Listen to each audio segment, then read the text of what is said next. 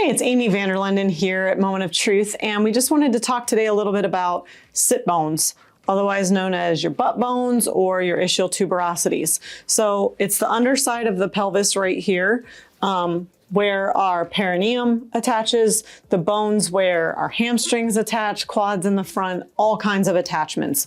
So we're going to talk a little bit about the pain associated with that sometimes, how we can help with that, and things that you can do to avoid that issue.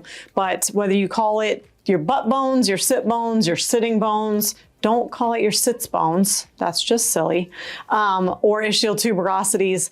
We're gonna break that down and talk a little bit about more of what that's supposed to feel like and our sitting posture. We should be sitting upright on those sit bones. So like, I'm just sitting here on this stool, upright. It's not difficult. I'm not arching or sitting funny.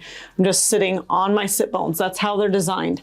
And when our pelvic floor is pliable, it's a little bit of a shock absorber to the spine, a little bit of a pliability there that should have some give to it. So when we sit on a soft or firm surface, our sit bones should give a little bit, and we should have kind of, again, that shock absorber feeling.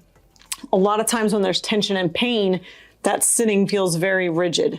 Before we dive into that though, a more common issue that then contributes to pelvic floor tension is that a lot of times we're not sitting upright in chairs or on stools like this.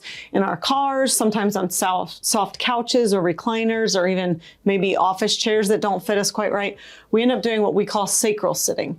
And it's not about posture in terms of slouching. That's not the issue.